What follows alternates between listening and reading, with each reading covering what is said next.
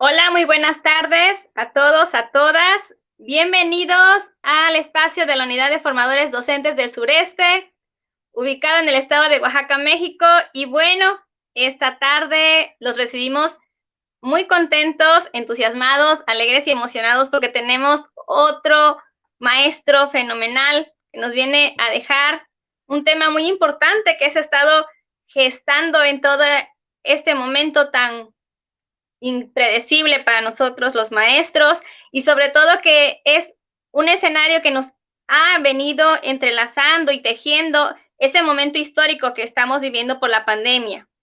Bueno, esa tarde tenemos un invitado muy especial y antes de presentarlo, quiero leerles la trayectoria y su hoja de vida profesional para que conozcamos un poquito más de quién nos viene a compartir el webinar de esta tarde. Bueno, es el doctor Ricardo Velasco Preciado.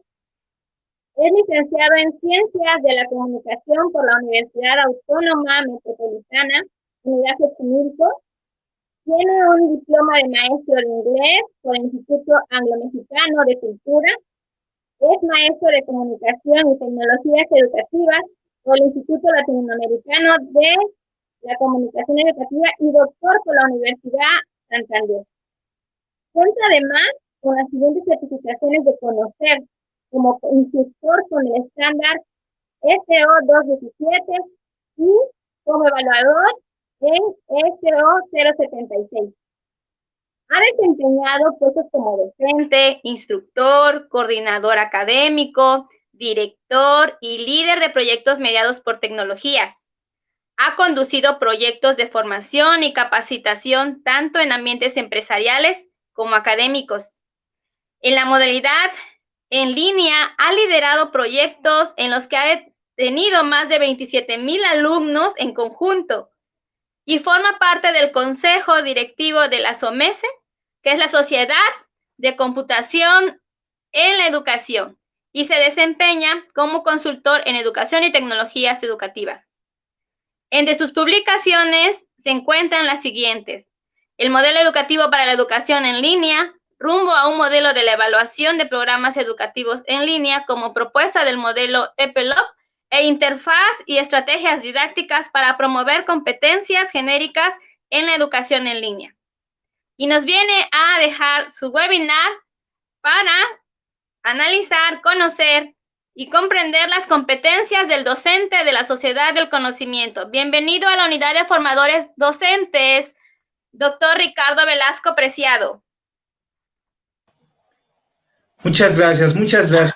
Gracias por la confianza y pues gracias, profesores, por estar aquí presentes.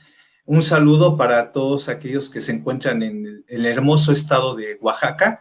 Yo en este momento me encuentro al sur de la Ciudad de México, en Xochimilco. Entonces, bueno, pues vamos a empezar. Miren, para iniciar este tema, yo quiero decirles cuál sería el objetivo de aprendizaje de esta sesión. Aparece en pantalla. Creo que es siempre importante empezar con un objetivo. Entonces, en este caso, la idea es que en esta sesión los participantes identifiquen competencias fundamentales que componen el perfil del docente, considerando la coyuntura del momento sociohistórico actual, con el fin de que pueda esto provocar la reflexión sobre el papel de las figuras educativas, es decir, el papel de nosotros que estamos inmersos en la educación. Y para iniciar también, yo quiero hacerles esta pregunta. ¿Quiénes somos? Está aquí esta transmisión a través de Facebook. Están aquí los comentarios. De hecho, yo aquí vi un primer comentario del profesor Juan Peláez. Y si es posible, ahí si pueden comentar sus respuestas a estas preguntas que voy a hacer, sería muy bueno para tener una mayor retroalimentación. Entonces, la primera es, ¿quiénes somos? Yo sé que los que estamos aquí en este momento, en este domingo en la tarde, pues nos dedicamos a la educación. somos profesores, entonces vamos a partir de eso, de reconocernos, de tener claro cuál es nuestra identidad. Ahora también quisiera que me contestaran, si es posible también por Facebook, esta otra pregunta, que es, ¿qué hacemos? ¿Qué es lo que hacemos? ¿A qué nos dedicamos? ¿Qué hacemos los que estamos en este ámbito de la educación? Y también, auditorio, contesten, por favor, si les es posible, es ¿por qué hacemos lo que hacemos? En el ámbito profesional, ¿por qué somos profesores, por ejemplo? ¿Por qué nos dedicamos a enseñar? ¿Cuál sería la razón de esto? Ahora veamos adelante y ahora yo les planteo también esta pregunta. ¿Cómo hacemos lo que hacemos? Entonces, a lo largo de esta plática, pues vamos a ir dando posibles respuestas a estas preguntas y, por supuesto, estaría tomando en cuenta lo que ustedes dijeran en el chat de comentario de Facebook. Ahora, mientras esto sucede, vamos a ir viendo qué es lo que ha sucedido con las figuras docentes a lo largo de la historia. ¿Desde cuándo hay profesores? ¿Desde cuándo inicia esta labor tan importante? ¿Desde cuándo? Bueno, pues justamente desde que la humanidad ha empezado, pues siempre ha habido figuras docentes, figuras educativas. La educación ha estado siempre en manos de alguien, ¿verdad? De la familia, de la sociedad más cercana. Hay personas que se han ido especializando en estas artes de la enseñanza. En la antigüedad, por ejemplo, nosotros recordamos todavía docentes de esa época. ¿Quién no recuerda, por ejemplo, las enseñanzas de Aristóteles, de Platón, de Sócrates, ¿de acuerdo? Que estaban en las calles, que tenían sus discípulos y enseñaban. Y por supuesto también desde la antigüedad siempre ha habido enseñanza personalizada. Por ejemplo, quienes han preparado a los reyes, a las personas de poder, siempre han tenido profesores que les van enseñando y que se va transmitiendo la cultura de generaciones en generaciones. Posteriormente, en la Edad Media, pues ya surgen inclusive estas prácticas docentes de forma más institucionalizada. Por supuesto, la docencia tuvo mucho que ver con la religión en la Edad Media, que no tenía que ver con la religión en ese tiempo. Y se daban carreras, se daban cursos de la forma en que fuera necesario de acuerdo con las sociedades. De tal forma que en el año 1088 inició la primera universidad en Bolonia. Esto fue en Italia. Después la segunda universidad fue justamente la de Oxford en Inglaterra. Y así se dio este surgimiento de estas instituciones educativas, pero aquí queda claro que primero fue el docente y después las universidades. Posteriormente hubo un cambio disruptivo a finales del siglo XVIII que llegó la Revolución Industrial. La Revolución Industrial va cambiando el escenario educativo y desde ese tiempo hasta la fecha la escuela no ha cambiado tanto. O sea, tenemos una escuela a la fecha que ha sido gestada y pensada para los requerimientos de la sociedad industrial. Ahora, también es importante, ya que estamos hablando de figuras educativas, pues hablar de México, porque en México también hemos tenido líderes educativos muy importantes, muy valiosos, que han tenido una gran influencia en nuestro país. Por ejemplo, en la fotografía de la izquierda, no sé si alguien sepa quién está en esa fotografía, ahí de casualidad, si alguien supiera, pues sería bueno. Si no, se los voy a decir. Ahí se encuentra el maestro Justo Sierra. Fue un educador que tuvo una gran presencia en los movimientos liberales de finales del siglo XIX, estuvo con Juárez, también inclusive estuvo con Porfirio Díaz y también a los inicios de la Revolución. De hecho, él inició la Universidad Nacional de México por una propia iniciativa que él tuvo en 1910 y entonces él ha dejado un gran legado educativo. Posteriormente, en la parte de en medio, tenemos a otro líder educativo fundamental para poder entender en qué parte nos encontramos ahora de la historia. Y estamos hablando de Vasconcelos, ¿verdad? Por supuesto, Vasconcelos fue fundamental porque imagínense, en el tiempo en el que se acaba la revolución, después de todo el caos, de toda la incertidumbre que hubo en nuestro país, pues la mayoría de la población era analfabeta. Prácticamente más del 90% de la población. Y entonces fue cuando la propuesta de Vasconcelos fue pues alfabetizar a todo el país. Y por eso ahí surgieron las misiones culturales.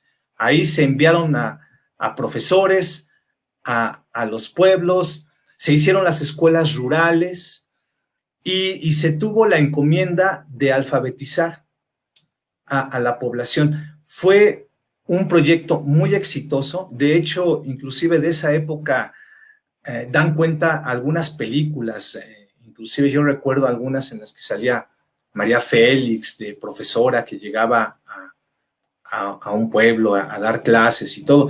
En ese tiempo, el profesor era una de las figuras más importantes en los pueblos. Estaba el cura, estaba el presidente municipal y el profesor. A lo mejor había un profesor para toda la comunidad, pero ese profesor tenía un gran respeto de la gente y tenía pues a cargo la educación de todas las personas que estaban ahí. Eran, por supuesto, grupos multigrado, ¿verdad? A todos los alumnos estaban ahí con el profesor.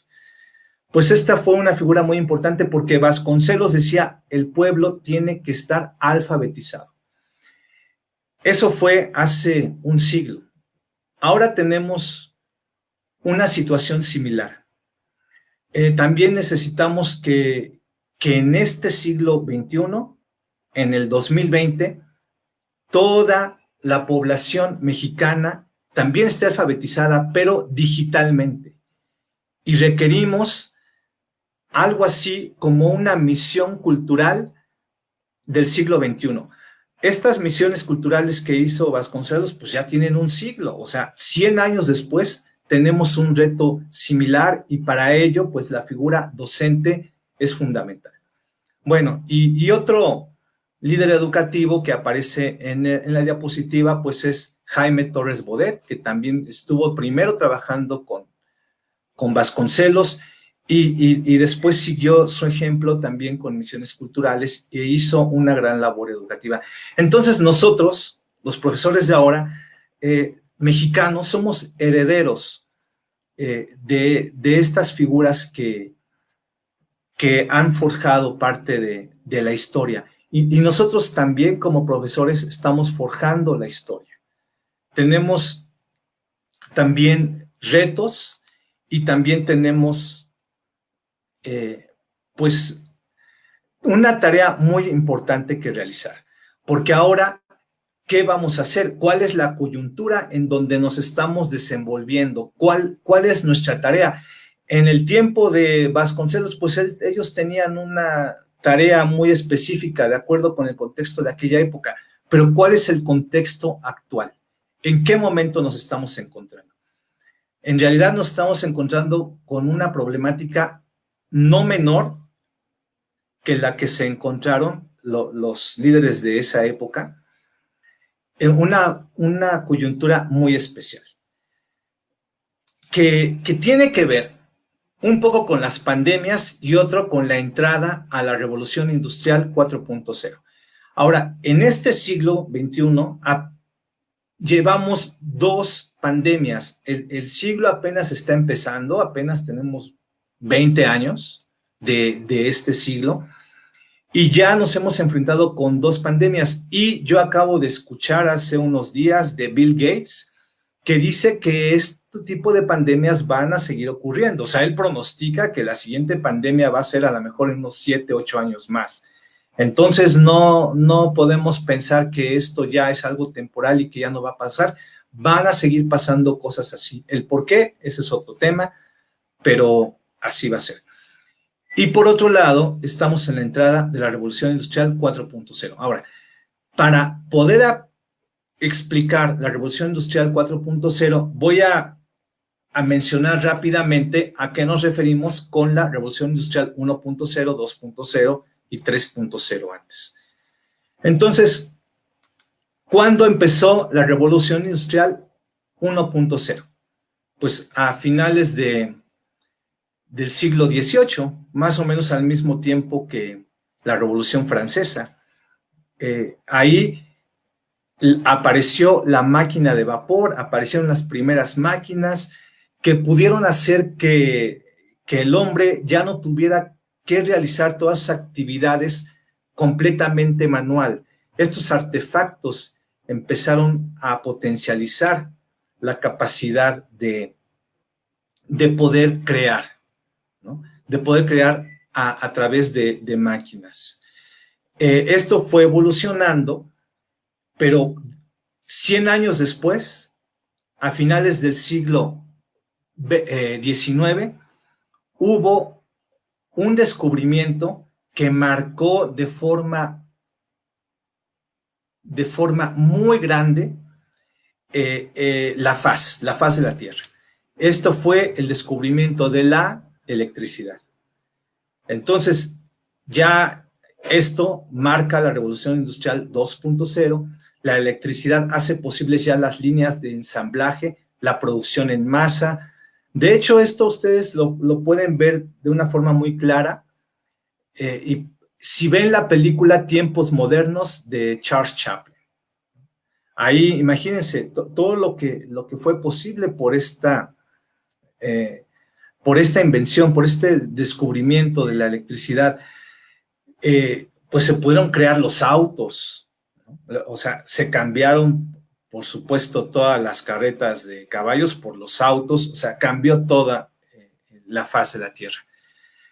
Y si esto no fuera suficiente, pocos años después, más o menos como a mediados del siglo pasado, nos encontramos con nuevos descubrimientos tecnológicos que volvieron a cambiar en nuestro entorno.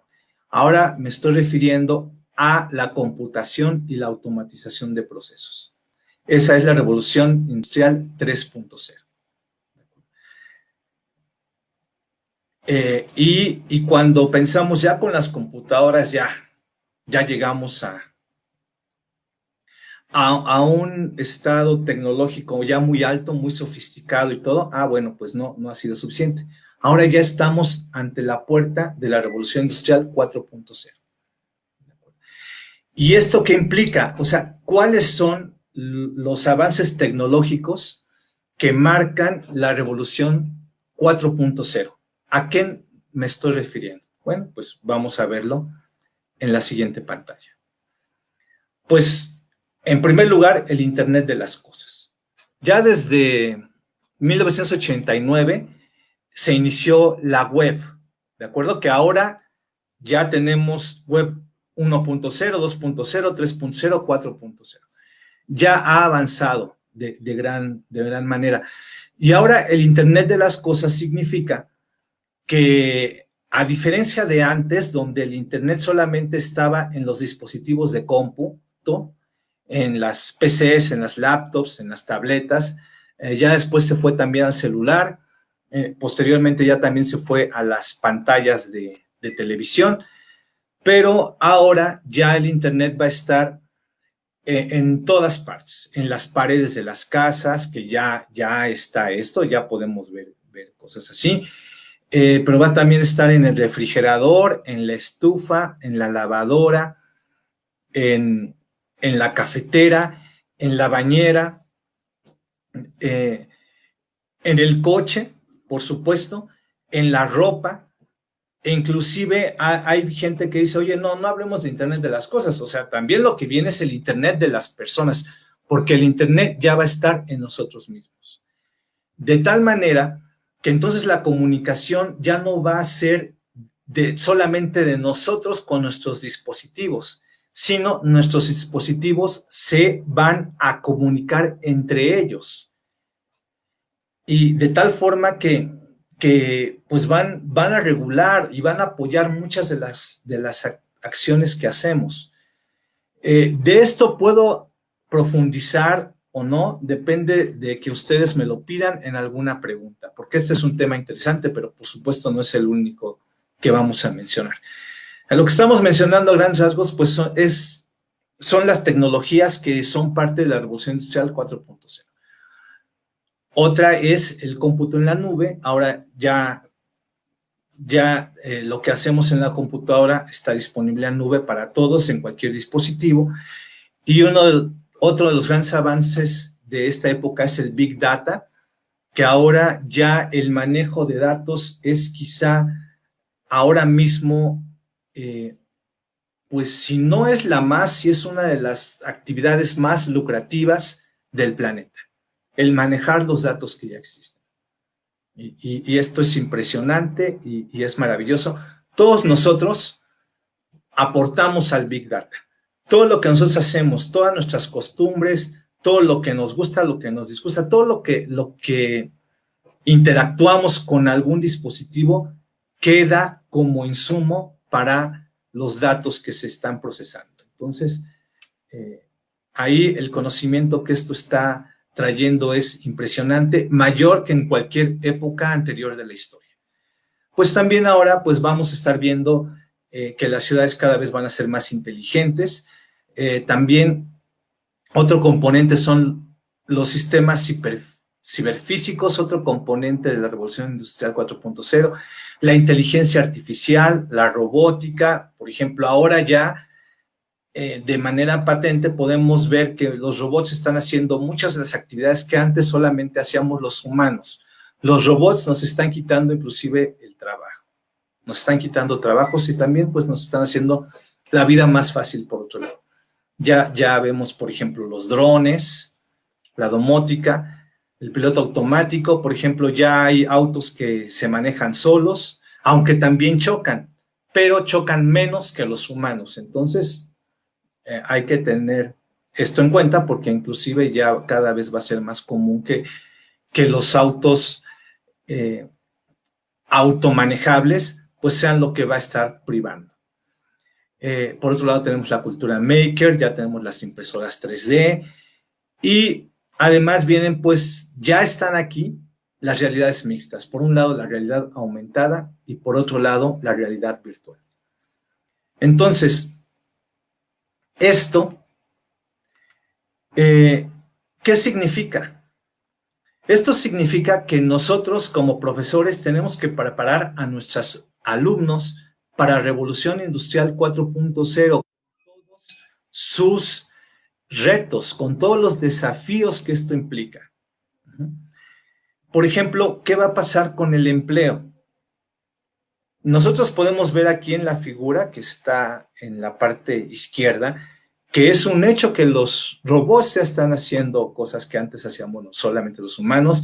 Les puedo dar ejemplos de empresas como Amazon, que ha despedido 40,000 trabajadores que estaban en sus almacenes y que ahora los trabajadores que se tienen ahí, pues son robots. ¿De acuerdo? O sea, ya hemos visto cómo esto se ha estado dando. ¿Y qué es lo que va a pasar? ¿Qué es lo que le vamos a enseñar a nuestros chicos para que ellos puedan desempeñarse óptimamente en nuestros nuevos entornos de la Revolución Industrial 4.0? Que esto apenas está empezando.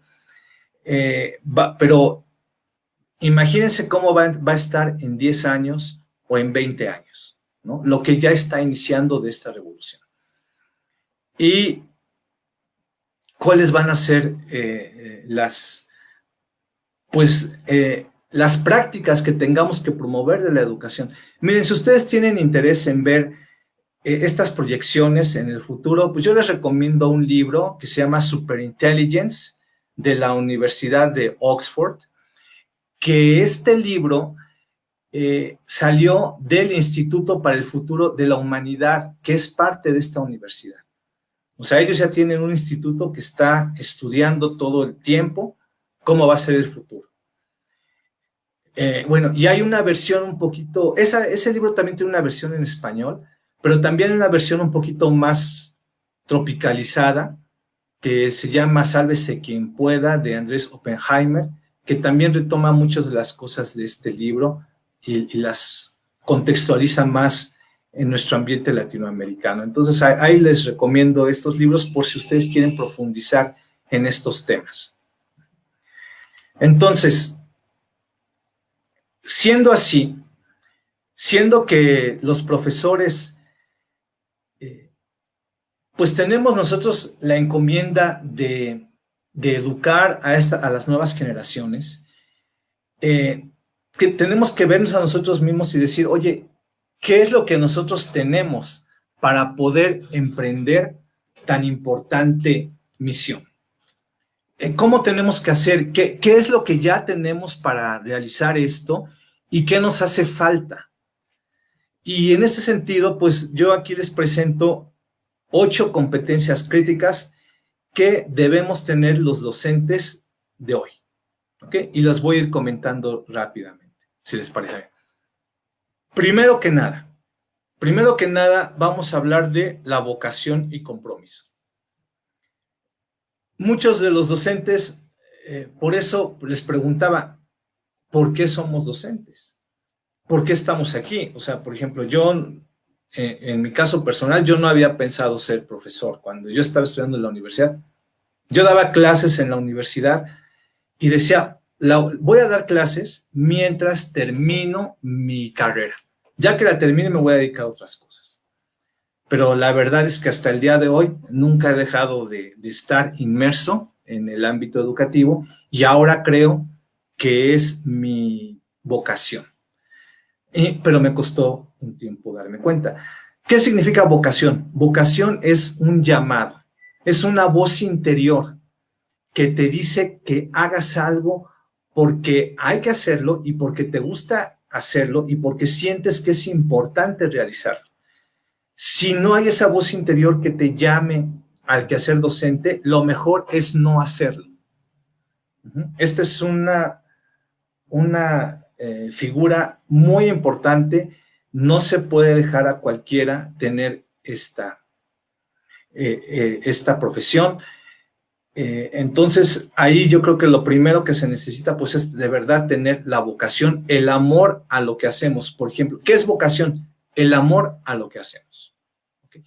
Y en este sentido también está relacionado el compromiso. Tenemos un compromiso como docentes para poder ser agentes de cambio y para poder mejorar un poco la sociedad a través de la formación de capital humano. ¿Okay?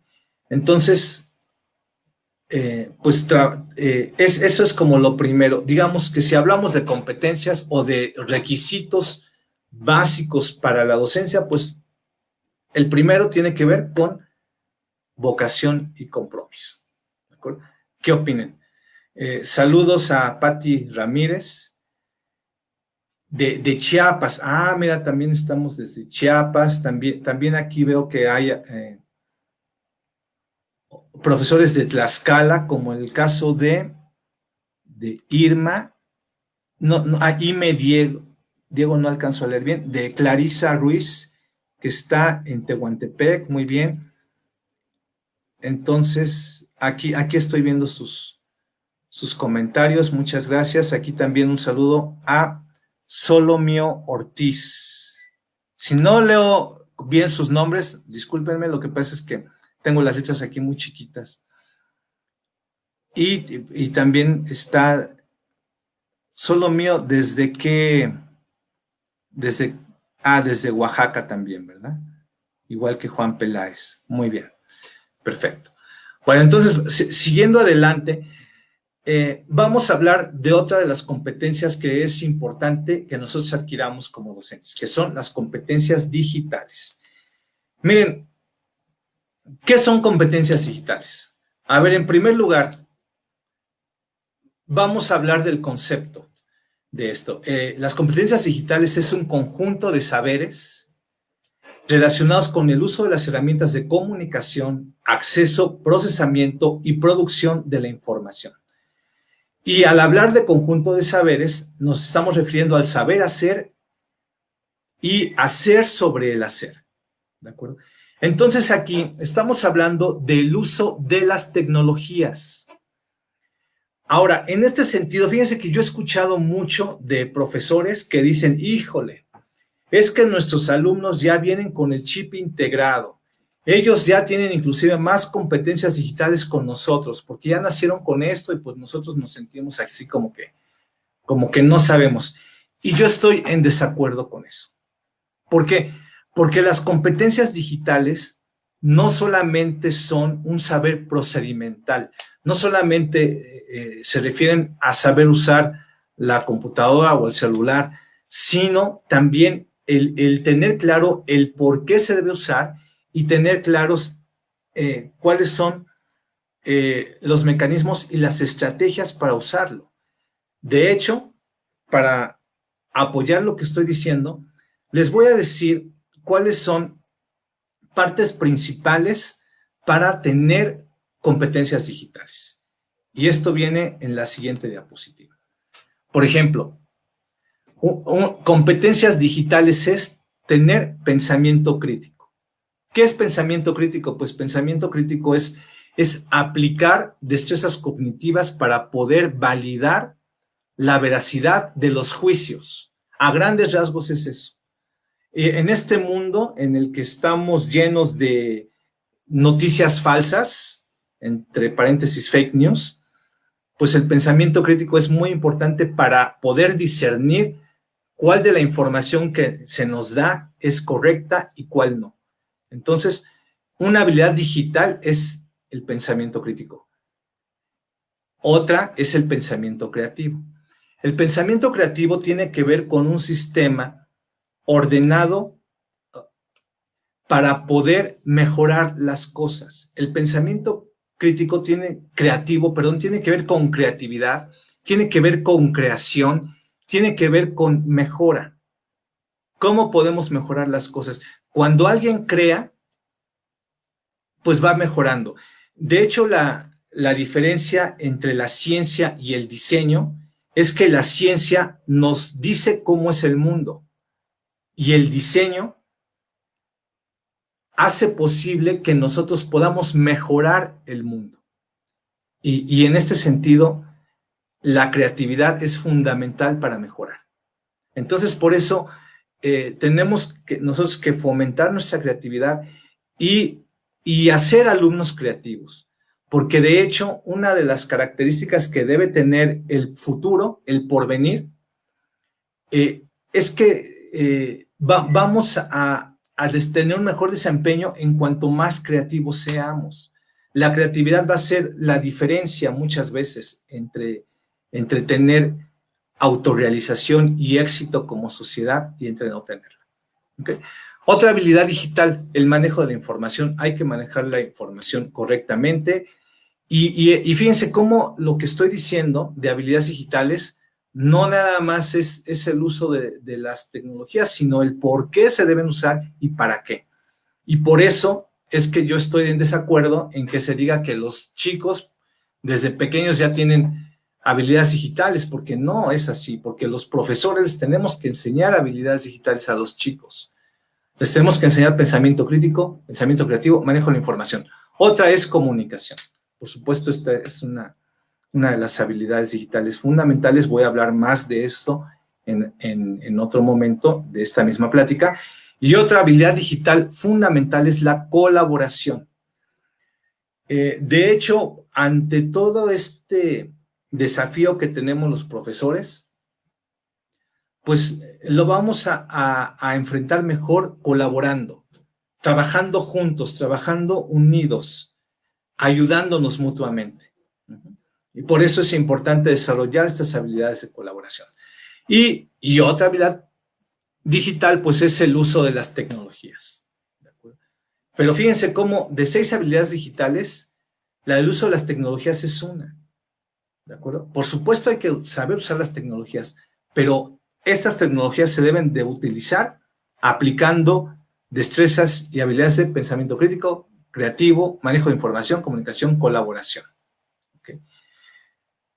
Ahora, ¿cuáles son las competencias digitales que se refieren de una forma ya un poco más específica? Pues una es el acceso a la información. O sea, nosotros como profesores debemos de ser competentes para acceder a la información. La información no que puede quedar fuera de nuestro alcance. Tenemos que tener estas habilidades para acceder a la información correctamente. Saludos, Janet Contreras, que está en Tuxtepec. También M. Ramírez, desde Putla, Oaxaca. Saludos. Alfonso, Alfonso, me da gusto verte por aquí. Dice, excelente, las 6 habilidades digitales no están en los planes de estudio como tal, son implícitas. En el mejor de los casos, se ven por separado y no en conjunto. Okay. Pues sí, fíjate que pues, deberían de estar de forma explícita en los planes de estudio, Alonso, yo estaría de acuerdo con eso. Entonces, acceso a la información, comunicación y colaboración en línea, es decir, ¿a qué nos referimos? Esta competencia digital significa que debemos de ser capaces de utilizar herramientas digitales para comunicarnos de forma eficiente y para colaborar en línea. Debemos de conocer este software que lo permita. También es importante saber cómo proteger nuestros equipos de cómputo, cómo resguardar la información de forma segura.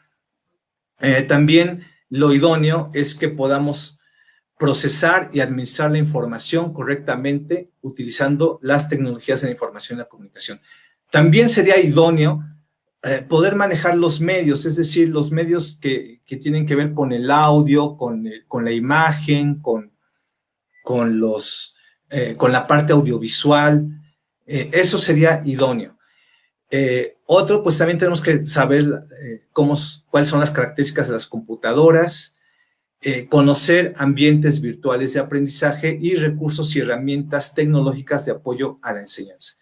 Miren, al hablar de esto, yo no quisiera, por ejemplo, que los profesores que todavía no tienen mucho conocimiento o muchas competencias en el uso de las tecnologías, que se preocuparan o que dijeran, híjole, esto va a estar bien difícil, ¿cómo le hago? O esto es algo, no, sino simplemente vamos a pensar que tenemos que ir aprendiendo esto poco a poco y en la medida que vayamos dominando las tecnologías, las vayamos utilizando, ¿de acuerdo? Dicen que el que mucho abarca poco aprieta, entonces vamos a empezar por lo mínimo que nos falte, ir aprendiendo de forma continua, sistemática, y vamos a ir utilizando esto en nuestros procesos educativos. Hay profesores que cuando digo esto me dicen, oye, no, pero es que los chicos saben mucho más que nosotros, ¿cómo le vamos a hacer? Y yo les digo, perfecto, no vamos a competir con los chicos y no vamos a querer nosotros saber más que los chicos, no es la idea. El profesor es como un entrenador de fútbol americano. ¿Qué es lo que hace el entrenador de fútbol americano? Tiene a sus jugadores y los jugadores corren más rápido que el entrenador, porque inclusive son más jóvenes, ¿verdad? Ellos inclusive, los jugadores juegan mejor que el entrenador ya no juega. Más bien lo que hace el entrenador es hacer que los jugadores eh, se desarrollen de forma óptima y cumplan con su tarea de jugar óptimamente. O sea, él los va coachando, les va poniendo retos, los va formando y todo para que ellos sean los que jueguen. El que no va a jugar es el entrenador, van a jugar los chicos. El entrenador les pone las condiciones para que ellos se desempeñen de forma óptima. De igual forma, en los procesos educativos, quienes van a estar usando mucho las tecnologías son los chicos, y los profesores lo que deben de saber es para qué sirven las tecnologías, qué se puede hacer con ellas, y que los chicos trabajen con las tecnologías. Por ejemplo, deben saber que hay que enseñarle a los chicos que no deben de plagiar, porque ahora mismo, déjenme decirles, la verdad es que en la educación básica muchos chicos plagian sin saber que esto es ilegal, inclusive no sabrían cómo evitar prácticas de plagio. Entonces ahí ellos pueden usar las tecnologías, por ejemplo, para buscar información, copiarla y pegarla, pero muchas veces no saben que eso no es correcto si no se le da el crédito al autor. Entonces ahí lo que hace el profesor es, a ver, vamos a cuidar esto para no plagiar, obtenga la información de la manera más efectiva, eficaz. Es decir, el profesor puede mostrarles a los chicos lo que tienen que hacer con las tecnologías y ellos lo hacen. Vamos a ser creativos con las tecnologías. Los chicos pueden hacer cosas con la mano del profesor siempre ahí, ¿de acuerdo? Siempre atentos. Entonces, esta es la idea de las competencias digitales, y vamos a ver también qué dice la UNESCO ante estas competencias. ¿Cuáles son los niveles de apropiación de las tecnologías que propone la UNESCO? Pues lo que dice la UNESCO es, primero que nada, que hay 3 niveles. Uno es la alfabetización. De hecho, yo hablé de alfabetización hace un ratito. Primero lo que tiene que hacer el profesor es alfabetizarse digitalmente. Alfabetizarse digitalmente es conocer los programas básicos de productividad, por ejemplo, el procesador de textos, la hoja de cálculo, el editor de presentaciones dinámicas, el cómo navegar en Internet, cómo usar correos electrónicos, digamos, es la alfabetización digital, es lo básico. Ya que sabe esto, pues ya llegó al primer nivel que plantea la UNESCO. Después, el nivel 2, ¿a qué se refiere? A profundizar el conocimiento, en otras palabras, a utilizar las tecnologías en los procesos de aprendizaje y enseñanza. Utilicémoslos. Miren, yo como tecnólogo educativo les puedo decir que para mí es una tragedia no utilizar las tecnologías en los procesos de aprendizaje y enseñanza. Pero es una peor tragedia, peor sería utilizarlas mal. Las tecnologías deben utilizarse dentro. A ver, déjenme ver aquí, Jesús Melo dice, ¿cómo frenar el exceso de consumo de información digital por parte de los alumnos para que efectivamente se contextualice de forma didáctica la enseñanza virtual?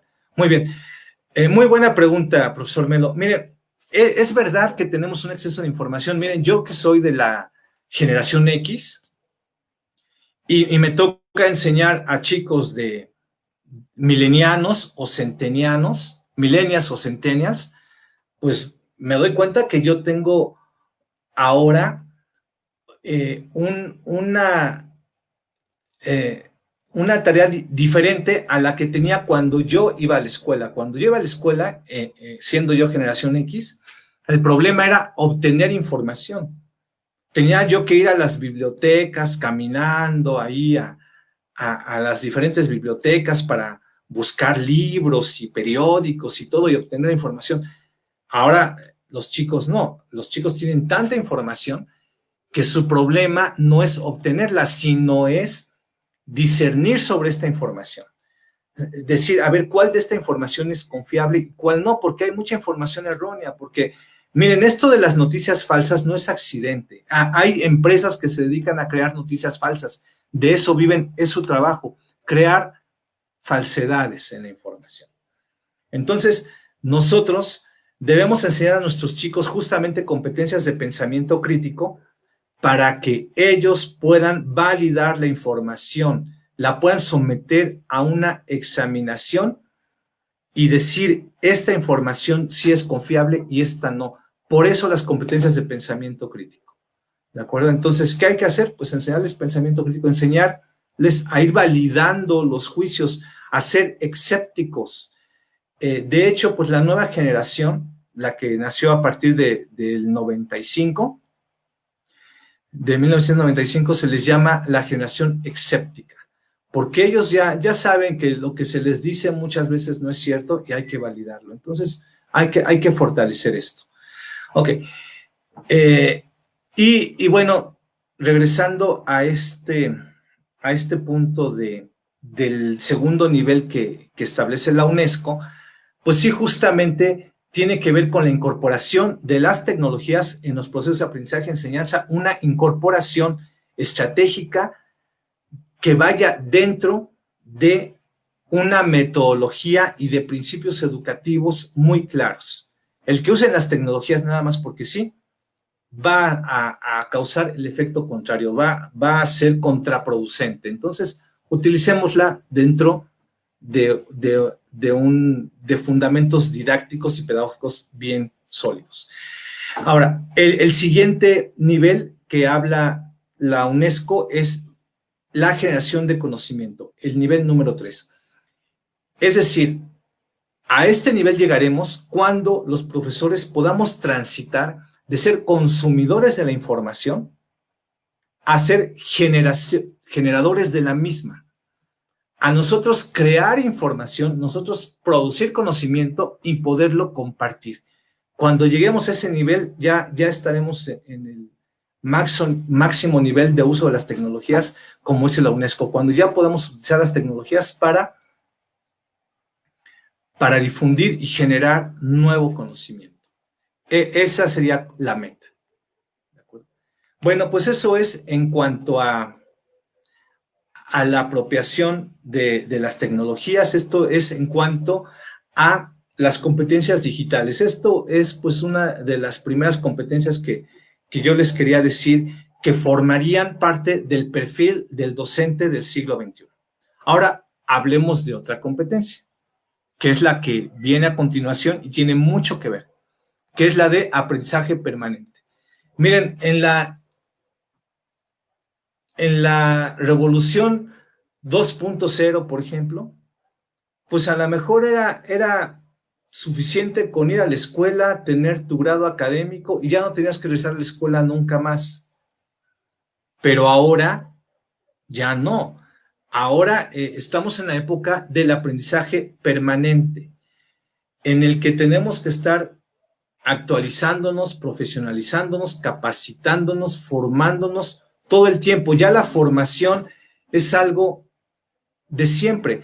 De hecho, el hecho de que ustedes están ahora aquí mismo, en este mismo momento, concurriendo en este espacio virtual, un domingo en la tarde, habla de que ustedes ya saben, ya tienen internalizado que el aprendizaje es permanente. Y eso me da mucho gusto, felicidades por ello. No todos los profesores tienen claro esta competencia, pero sí es fundamental. Tenemos que estar aprendiendo para toda la vida. Y eso, ¿saben qué? También nos conviene, porque no nada más los profesores nos tenemos que estar preocupando por aprender de forma permanente, sino todas las personas de todas las profesiones. Por eso, inclusive algunos intelectuales como el doctor Ramón Ferreiro, de Nova Southwestern University, dice que esta es la era del pedagogo, la era del docente, la era del profesional de la educación. Cada vez vamos a tener más trabajo, ¿De acuerdo? O sea, ahora los docentes tenemos más trabajo que nunca, porque ya nada más no nada más nos tenemos que dedicar a, a la enseñanza formal, sino extracurricular también, y ya la enseñanza no termina, entonces necesitamos profesores, ¿de acuerdo? Entonces tenemos mucho trabajo que hacer. Jesús Melo dice, ¿sería tan amable de obsequiarnos el vínculo para descargar su material? Claro que sí. Miren, yo esta presentación PowerPoint que estoy utilizando, al terminar esta plática, la voy a subir a la nube y en el mismo Facebook les voy a poner el vínculo para que puedan acceder a ella sin problema. Okay. Entonces, ya hablamos también de esta competencia que debe formar parte del perfil del docente, de aprendizaje permanente, aprendizaje a lo largo de toda la vida, como ya lo estableció la UNESCO desde finales del siglo pasado. Okay. Ahora, otras competencias que vamos a utilizar. Competencias didácticas. Una de las principales labores que tenemos como docentes, pues, es tener competencias didácticas. ¿Y cómo lo vamos a hacer? Pues miren, primero tenemos que adoptar un paradigma educativo. Un paradigma es la forma en que vemos las cosas, es nuestra perspectiva, son nuestros fundamentos y nuestros principios educativos. ¿Qué principios tenemos? ¿Qué manejamos? En primer lugar, bueno, pues hay paradigmas educativos que han sido vigentes por un tiempo. Por ejemplo, el conductismo fue vigente en la Revolución Industrial 2.0, quizá 3.0, bueno, empezó por ahí. Y después ha habido otros paradigmas, ¿no? El paradigma cognitivo, el paradigma humanista, el paradigma constructivista, y ahora tenemos el paradigma conectivista, el conectivismo. ¿Qué es el conectivismo? Pues miren, el conectivismo rescata los aportes fundamentales del constructivismo, del humanismo, del paradigma cognitivo y del paradigma sociocultural, ¿verdad? Por supuesto, para el conectivismo sigue siendo fundamental Vygotsky, sigue siendo fundamental Piaget, David Ausubel, Brunner, siguen siendo fundamentales. Nada más que el conectivismo dice que el aprendizaje puede ser potencializado por el uso correcto de las tecnologías de la información y la comunicación. Considera estas tecnologías como fundamentales para el aprendizaje, porque ahora ya también las tecnologías hacen actividades que antes solamente hacíamos los humanos, ¿verdad? Por ejemplo, un cuadro semántico se puede crear automáticamente por las tecnologías. Entonces, hay que usar las tecnologías. Y también el conectivismo habla de que el aprendizaje de comunidades de práctica es superior al aprendizaje individual. Una cosa que dice el conectivismo, a diferencia de los paradigmas anteriores, es que el aprendizaje no es solo individual, porque los demás paradigmas se han dedicado a hablar de aprendizaje individual, pero en este caso se está hablando de aprendizaje colectivo. Por eso el conectivismo fomenta las comunidades de práctica y las comunidades de aprendizaje, porque tenemos que aprender en grupos. Y por eso estos términos de empresas que aprenden, escuelas que aprenden, etc. ¿Okay? Bueno, entonces, competencias didácticas basadas en un paradigma educativo. Después estaríamos hablando de las metodologías. ¿Qué metodologías vamos a utilizar para enseñar? Bueno, pues están a grandes rasgos los métodos, por ejemplo, el aprendizaje basado en problemas, el aprendizaje orientado por proyectos, el método de caso, el aprendizaje basado en tareas, y teniendo claros estos métodos, pues ya después podemos hablar del método para una lección. Por ejemplo, ahí les recomiendo mucho el método ELI, también del doctor Ramón Ferrero. Ya que tengamos nuestras metodologías, porque la enseñanza no debe de ser no debe ser sin planear. O sea, no podemos hablar de una enseñanza así nada más, empezar a enseñar. O sea, debemos de tenerla siempre enmarcada en un método, ¿de acuerdo? Ya después podemos ver también cuáles son las estrategias didácticas que son ad hoc para nuestros alumnos, porque hay que tomar en cuenta a nuestro alumno como el principal destinatario. Entonces, en función de él, estaríamos haciendo nuestra práctica y nuestras estrategias didácticas. Y finalmente, en cuanto a competencias didácticas, lo que quiero remarcar, lo que quiero poner muy, muy en claro, que es importante siempre planificar o planear las clases. Sin la planeación no se puede dar la calidad educativa que necesitamos. Entonces sí hay que dedicarle tiempo a la planeación. ¿Okay? Bueno, entonces esto es en cuanto a las competencias didácticas. ¿Okay?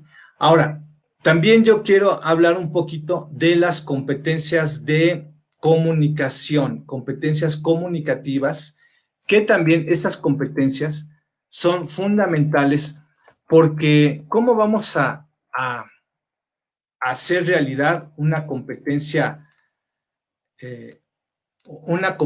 didáctica? Pues a través de la comunicación. O sea, la comunicación es también como nosotros vamos a poder poner en práctica una competencia didáctica.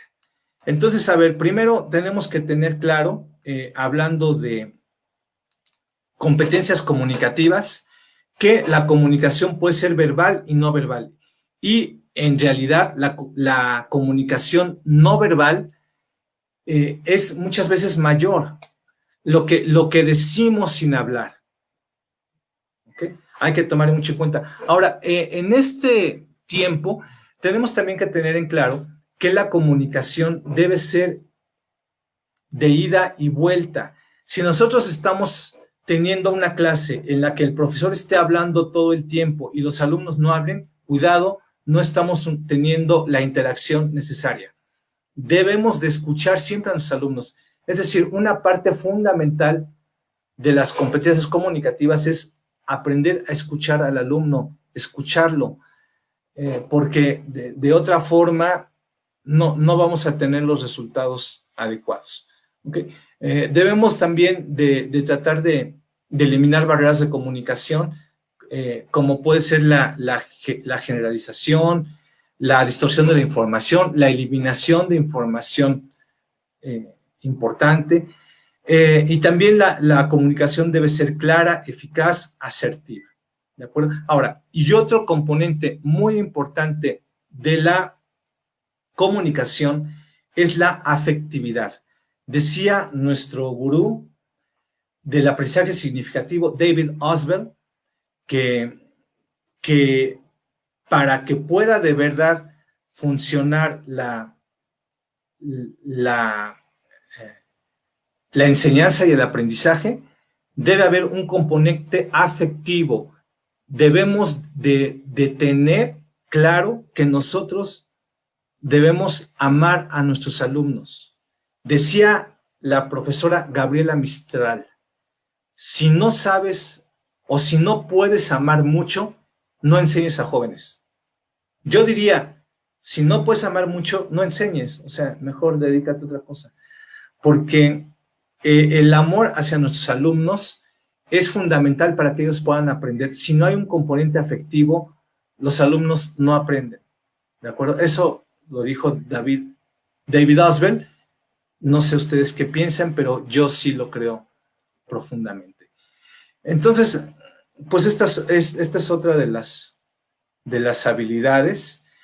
Y bueno, pues la última, pues es en general que tiene que ver con el liderazgo. Los profesores somos líderes, somos agentes de cambio. Nosotros tenemos la función de guiar a nuestros alumnos hacia su autorrealización y para que ellos también coadyuven para el bienestar de la población, para que ellos ayuden a la comunidad. Entonces, en ese sentido, somos líderes. Yo creo que somos una de las figuras de liderazgo más importante que existen. ¿ok? Miren, con esta parte de liderazgo yo concluiría y está aquí en la diapositiva también la información de contacto de servidor, ahí está mi correo, está también mi cuenta de Facebook y está una página web porque pues yo estaría siempre atento a cualquier comunicación que pudiera haber. Entonces, por lo pronto, hasta aquí dejo mi exposición y le daría la palabra a la maestra Leti Solano para ver si tenemos algunas preguntas o cuál sería la siguiente actividad a realizar. Adelante. Muchas gracias, doctor Ricardo. Muy interesante todo este recorrido y trayecto en cuanto a la educación, en cuanto a los procesos formativos y educativos que se han estado dando en este panorama histórico que nos trajo y sobre todo este nuevo panorama también en cuanto a la conectividad. Quizás para muchos todavía no muy conocidos o igual y a lo mejor estábamos confundidos en que realmente qué trabaja ese paradigma del conectivismo. Así es. Así es, pues mira, el conectivismo es un paradigma que a lo mejor no muchos lo conocen con ese nombre, pero sí han visto cosas de conectivismo. Por ejemplo, si hablamos de comunidades de aprendizaje, es del conectivismo. Si hablamos de comunidades de práctica, es del conectivismo. También, por ejemplo, los fundadores del conectivismo fueron los que propusieron los MOOC, los cursos MOOC, M-O-O-C. Eso fue hecho por justamente Stephen Downes y George Siemens. Ellos dos son los que han propuesto este término de conectivismo hace ya varios años, los que han propuesto esta teoría educativa, y en ese sentido también propusieron las comunidades de práctica, los MOOC, y otras cosas que sí estamos haciendo cotidianamente, muchos de los que nos dedicamos a la educación, pero no sabíamos que eso era parte del conectivismo, pero sí lo conocemos. Doctor, algo que se me hace recurrente, quizás ponerlo en la mesa para poder platicarlo, reflexionarlo, es que al escuchar la palabra conectivismo y al escuchar digitalización, muchos docentes o muchas personas tienen quizás la idea errónea que tras de estas tecnologías se pierde la humanización. ¿Qué podría comentarnos en esta cuestión? Sí, fíjate que sí es muy importante tener mucho cuidado con las tecnologías. Las tecnologías son un arma de doble filo. Una tecnología nos puede quitar cosas y nos puede dar. Inclusive, por ejemplo, pensemos en el presidente de Francia, Emmanuel Macron, un presidente joven que es millennial, es mileniano, y una de sus propuestas fue eliminar el celular de las escuelas. Entonces, cuando uno ve eso, dice, oye, ¿por qué los quiere eliminar? O sea, ¿cómo es posible si por ejemplo, Nicolás Negroponte, Sigmund Papert, lo que querían era justamente que los alumnos tuvieran un dispositivo de cómputo en las clases? Ese era su proyecto. Entonces, ¿cómo es posible que ahora personajes como este presidente pidan lo contrario? Y eso hay que tenerlo en cuenta. Y fíjense que los dos tienen razón. En mi punto de vista, los dos tienen razón. Porque tiene razón el presidente Macron, el decir, oye, no es posible que estés en una primaria en el descanso y los chicos, en vez de estar jugando, de estar platicando, de estar haciendo actividades físicas, estén con el celular, ensimismados. Entonces, pues hay que quitarlo para que ellos se vean a sí mismos y hagan más interacción física. Entonces, tiene razón ahí el profesor, el presidente. Pero entonces lo que hay que ver es en qué momentos se utilizan las tecnologías y en qué momentos no. Hay momentos para todo. Hay momentos en los que es mejor dejarlas a un lado, enfocarnos en la parte humana y cuando tengamos que recurrir a las tecnologías, hacerlo. Entonces, una de las cosas que tenemos que planificar o planear en nuestro quehacer docente es cuándo sí, cuándo no y de qué forma.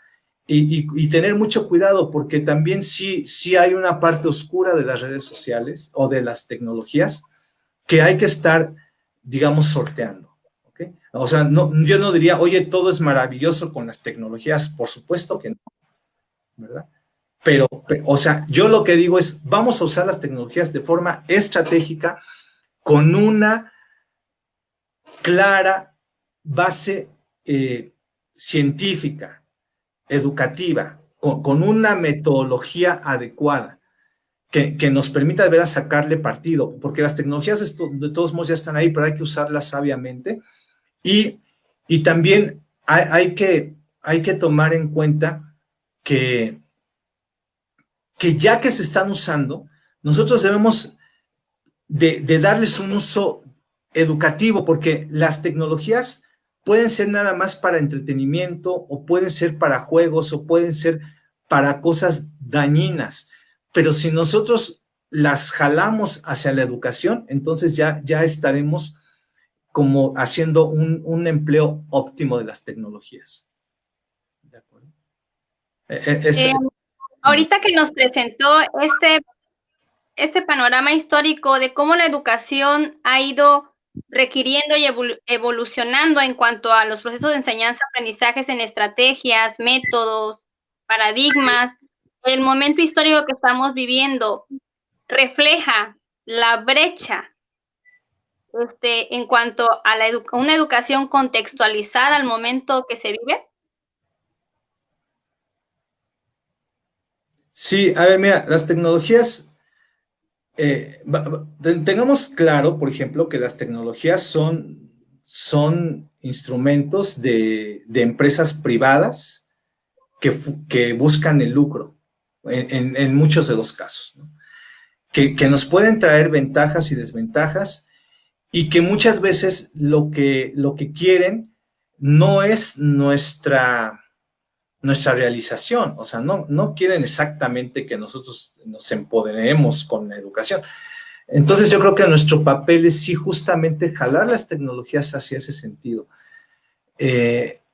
poseerlas, ¿no? Porque, por ejemplo, fíjate, Facebook, por ejemplo, nosotros en Facebook hay muchas publicaciones que son erróneas, que hay muchas mentiras, porque Facebook dice, oye, pues yo nada más les pongo la plataforma, cada quien escribe o publica lo que sea, ok, lo publican y hay mucha información que no es edificante, que no es cierta, que no es verdadera, entonces, pero fíjate cómo, por ejemplo, lo que tú estás haciendo, Leti, y la institución con la que tú estás es utilizar este mismo Facebook, pero para cosas positivas, para cosas que sí van a ayudar a la autorrealización. Y ese creo que es el camino. Ya que están, utilizarlas para algo que pueda ser de beneficio para el ser humano. ¿De acuerdo? O sea, yo creo que esta es un poquito nuestra tarea. Oye, y aquí sí veo una pregunta que acaba de poner un profesor. No Alonso Flores. Alonso Flores. Ajá. ¿Cómo debemos replantear o elegir las habilidades y competencias ante los contenidos sobre entrega de trabajo? Oye, muy buena pregunta, ¿eh? Muy buena pregunta aquí de nuestro colega. Fíjate que a ver, la educación en la era de la industria 2.0, por ejemplo, lo que decía es que el profesor era la enciclopedia ambulante prácticamente, ¿no? El que tenía los contenidos y también, por ejemplo, así era en el siglo XIX y antes, ¿no? El profesor era quien decía, oye, nosotros somos aquí la sabiduría, damos aquí la información. y damos los contenidos. Nosotros poseemos el saber, el conocimiento y lo vamos a compartir con estos alumnos que son seres sin luz. Entonces, pero eso ya no puede ser ahora, porque ya el conocimiento no reside en el maestro. Oye, aquí en este celular hay más conocimiento de lo que había en el siglo XIX y XX. Aquí yo tengo más acceso en esto de lo que había antes. Inclusive, por ejemplo, yo recuerdo hace muchos años una computadora que estaba en la UNAM, apenas cabía en un edificio una sola computadora, ¿no? Y esa computadora no tiene información que hay aquí. Entonces, ya los contenidos no residen en el maestro, los contenidos están en el celular, en las tabletas, en las computadoras.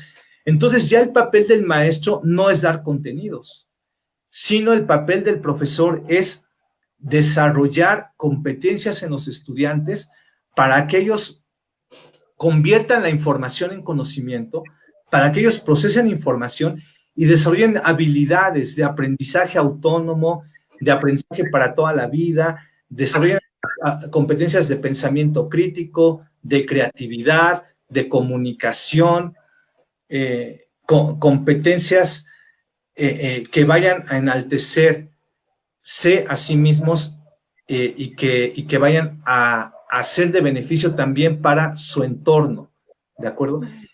Entonces el profesor ya no tiene que enseñar contenidos, o sea, no nada más eso, sino más bien desarrollar habilidades, desarrollar competencias en los chicos. Muy buena la pregunta de Alonso. Otra pregunta por ahí, ¿no? Bueno, acá hay un comentario. Considero que en el uso, es de Jesús Melo, considero que en el uso de las tecnologías debe tenerse muy claro el para qué, es decir, debe ser la herramienta para emanciparnos del dominio capitalista, de lo contrario estaríamos en el ejercicio deshumanizante, consumista, dominante, lo que comentaba, ¿no? Sí, completamente yo estoy de acuerdo con el profesor. ¿Para qué vamos a usar las tecnologías? ¿Para qué? Mira, las tecnologías se les dice que son las TIC. Bueno, las tecnologías de información y comunicación, porque hay otras tecnologías, ¿no? Pero estamos hablando de las TIC. Entonces vamos a cambiar las TIC a que sean las TAC. Por ejemplo, tecnologías de aprendizaje y conocimiento.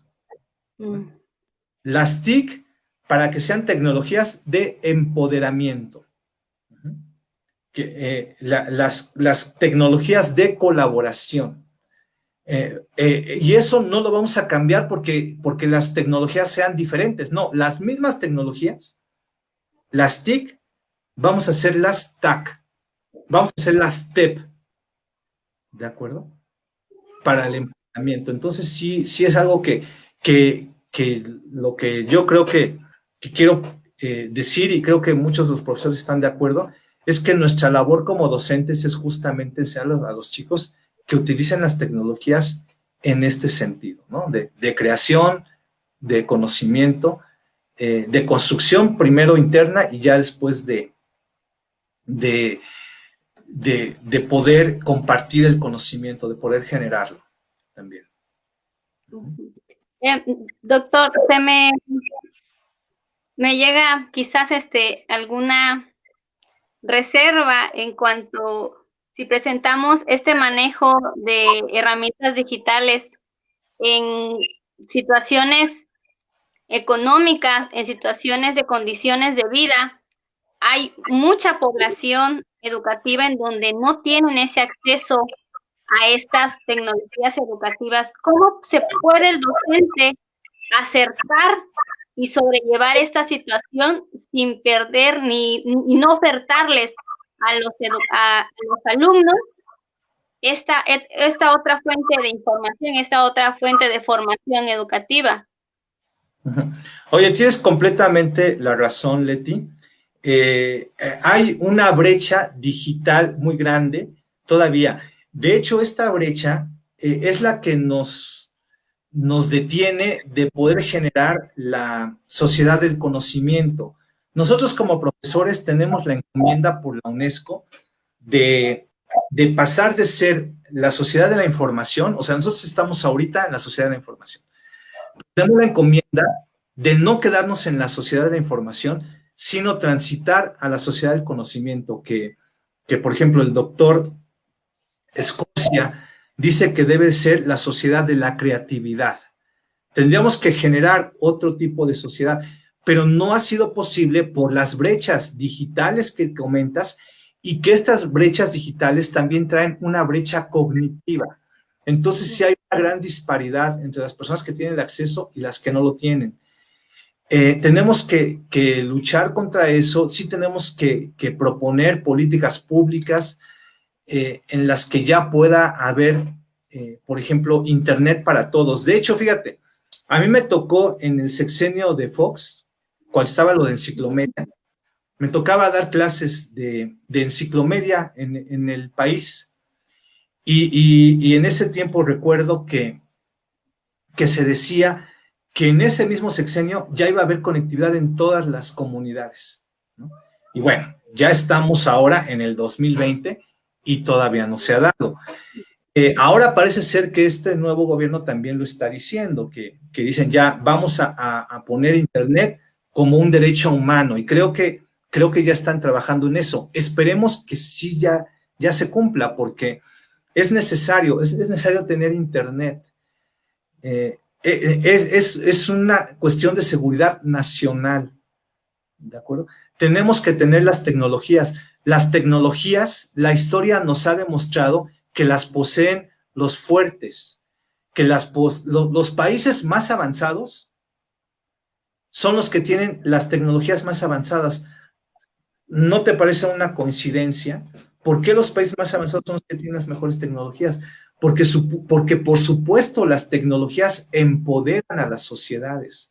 Entonces, sí debemos de pugnar por tener mejores tecnologías. No podemos pensar en un desarrollo de nuestro país ausente de las nuevas tecnologías y de la capacitación entre los usuarios para usarlas correctamente. En eso voy a hacer énfasis siempre.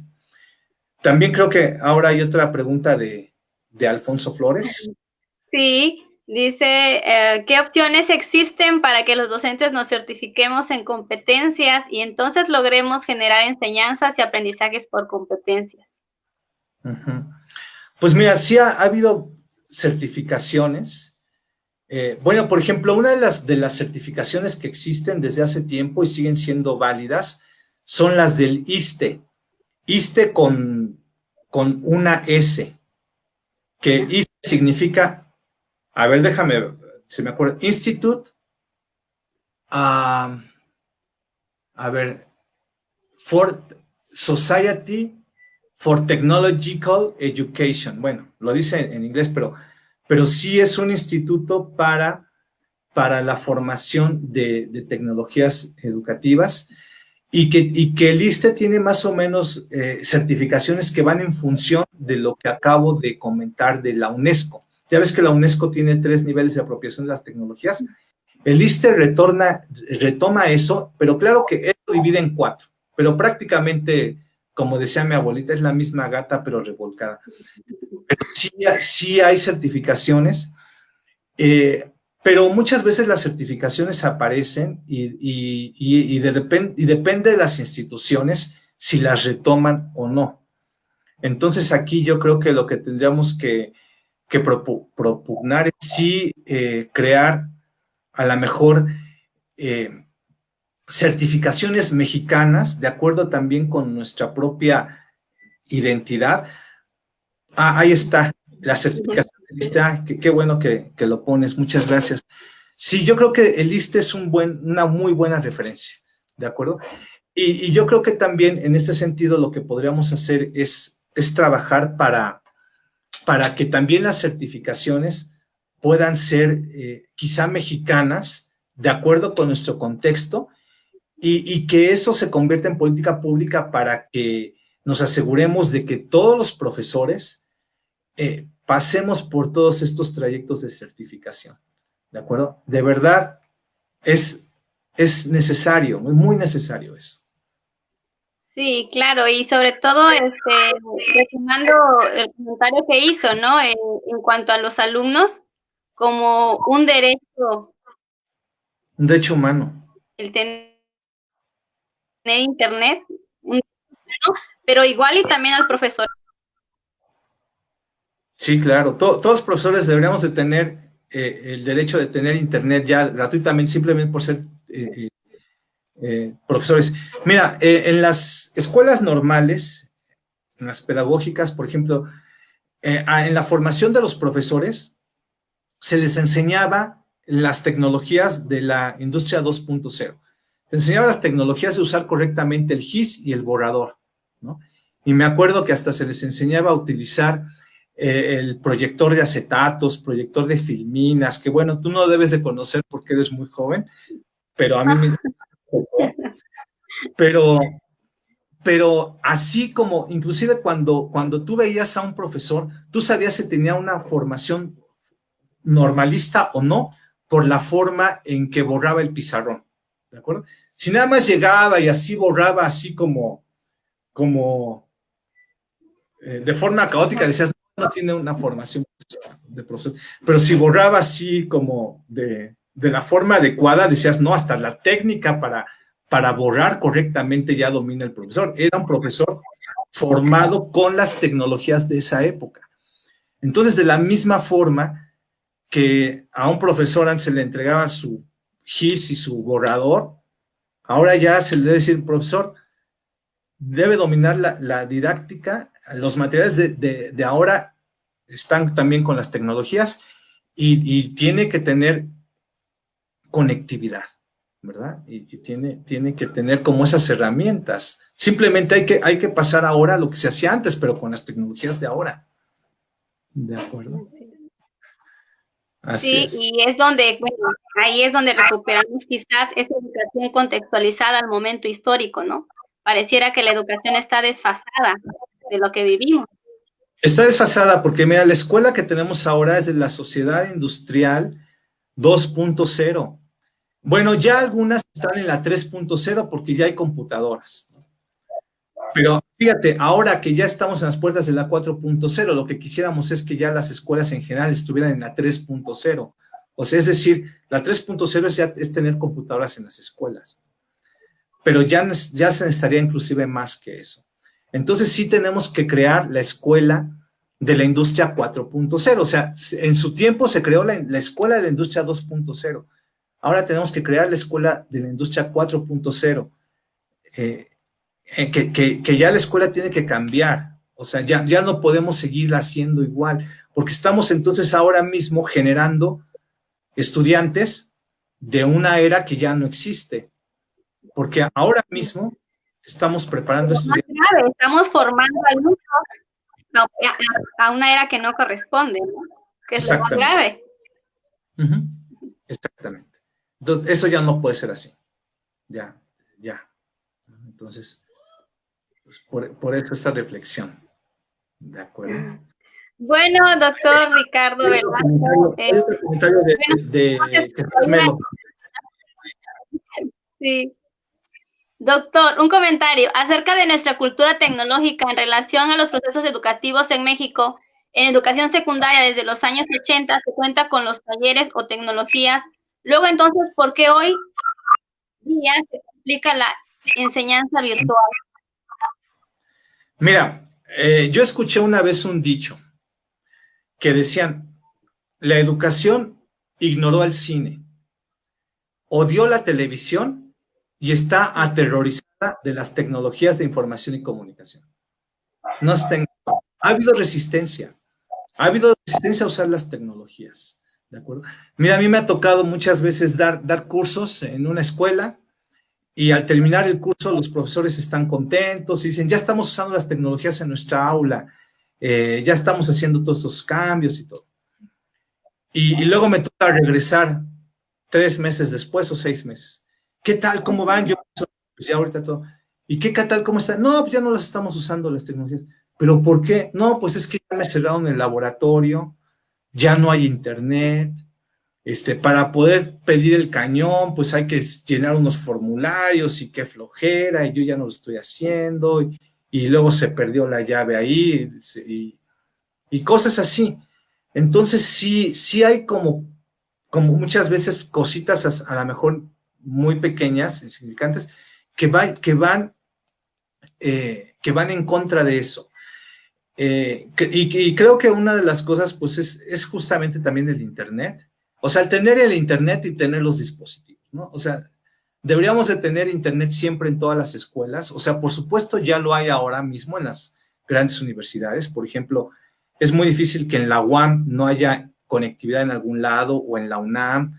Ya en muchas escuelas hay, en muchas instituciones yo ya he visto también escuelas primarias, todo, que tienen Internet, pero no todavía la tienen todos. Es decir, por lo pronto debe haber Internet gratuito en todas las escuelas y debe haber dispositivos de compu en todas las escuelas. Ahí al alcance de los chicos y de los profesores. En el aula debe estar las computadoras, ¿no? Ya ha habido esfuerzos en ese sentido. Ya, por ejemplo, el programa del sexenio pasado de inclusión, pues estaban dando una computadora por alumno, ¿no? En el Estado de México y así, en diferentes cosas. Pero son programas que se dan y después ya como que se dejan de dar.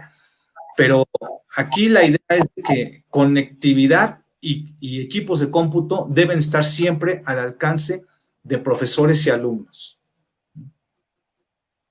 Esa es la idea. Así es, doctor. Bueno, doctor Ricardo Velasco Preciado, ha sido en verdad fascinante escucharlo, muy productivo, no puedo dudarlo en cuanto a todos los compañeros que llegaron esta tarde a oírlo, sobre todo porque toda esta información quizás la hemos escuchado, pero no la hemos visto o valorado de la forma en que usted nos la vino a compartir. Sobre todo este panorama de la conectividad y que es tan preponderante en estos momentos que estamos viviendo en la educación, que hasta el día de hoy es una incertidumbre de cómo vamos caminando para poder no perder esa educación a distancia que estamos llevando. Así es. Bueno, pues muchas gracias. Bueno, doctor, doctor, para nosotros es un honor tenerlo. Agradecemos mucho el que haya accedido a llegar a este espacio. Voy a enlazar con el coordinador de esta unidad, el maestro Edgar Ezequiel Sánchez, para darle un pequeño reconocimiento.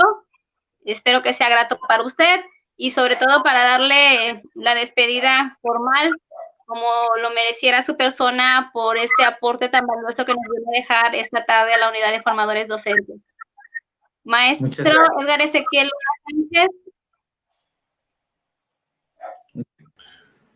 Hola, ¿cómo están? Maestra Leticia, doctor Ricardo, qué gusto poder saludarles. Espero que se encuentren muy bien, que estén sobre todo pues en casita, ¿no? Y pues tengamos salud, que es lo principal.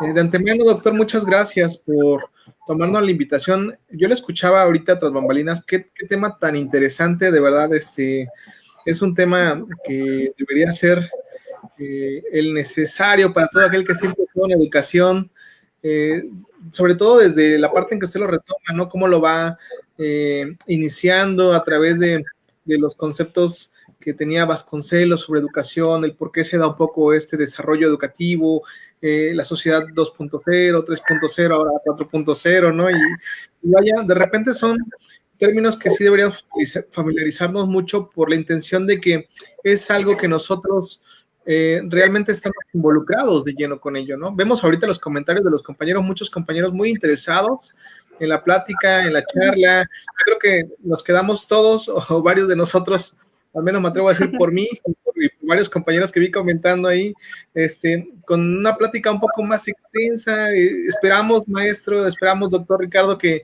dentro de poco usted nos acepte la invitación nuevamente. La unidad de formadores le abre las puertas con todo el corazón.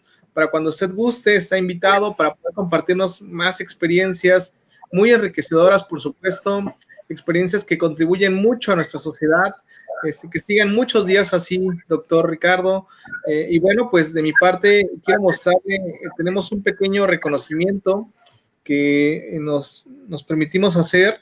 Sabemos que no es suficiente por todo el conocimiento que usted nos ha dejado en este momento. Sin embargo, bueno, de manera simbólica, quisiera yo entregarle este reconocimiento que a la al doctor Ricardo Velasco Preciado por su contribución como ponente del webinar denominado Competencias del Docente de la Sociedad de Conocimiento, con el link correspondiente, fecha 6 de diciembre del 2020, firmado por un servidor de usted como director general de la Unidad de Formadores.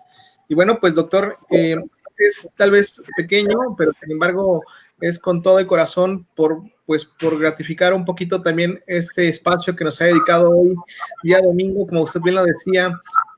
Yo lo escuchaba muy atento, decía, estudiando en día domingo. Bueno, creo que hoy esto ya no nos debe sorprender porque realmente la formación es un necesario y pues a estos pasos agigantados que van nuestras sociedades lo demanda y demanda profesores que estén al alcance y sobre todo pues al nivel de lo que requieren nuestras nuevas generaciones, que es esa información tan útil, tan vital para poder darles una mejor oportunidad a todos nosotros. Pues, doctor Ricardo, está usted en la casa de la Unidad de Formadores, que es su casa ahora, las puertas abiertas para usted. Maestra Leticia, muchísimas gracias, como siempre, como cada fin de semana, cada webinar, también muchas gracias a usted por su contribución. Esperamos poder vernos dentro de poco nuevamente, doctor, cuando usted guste. Y maestra Leticia, pues nos despedimos momentáneamente, la dejo para que despida con el doctor la sesión, con los compañeros, no sin antes agradecerle también a todos los compañeros que nos estuvieron acompañando en lo largo de la transmisión. Hubo de varios estados, ahí en el chat tenemos algunos estados de Guadalajara, saludos de Yucatán, del Estado de México, aquí me parece que en Facebook tenemos también aquí estamos de la Ciudad de México, de Oaxaca tenemos de muchas partes, desde la Sierra, la Mixteca, de Huantepec, del Istmo, en Chiapas, en Tlaxiaco, bueno, Putla, ¿no? Tenemos muchos espacios donde nos han estado siguiendo, y bueno, también en otros países. Nos hablaba un compañero el día de hoy de Guatemala que la recepción no llegaba muy bien, pero le decía que no se preocupara, que se queda la grabación. También a todos aquellos que nos han hecho favor de compartir los enlaces, porque al final del día este espacio está hecho para ustedes y por ustedes, entonces seguiremos consiguiendo estos espacios de formación para todos nosotros y con la intención de que podamos alcanzar e impactar para bien de la educación general. Muchísimas gracias, doctor Ricardo, maestra Leticia, doctor. Gracias. Para que Gracias, Edgar, gracias por tus atenciones. Saludos. Y por el proyecto que están haciendo. Maestro. Muchas felicidades a ustedes también. Bueno, doctor, pues muchísimas gracias. De manera personal, muy agradecida por este enlace, por la aceptación desde el primer día que lo contactamos.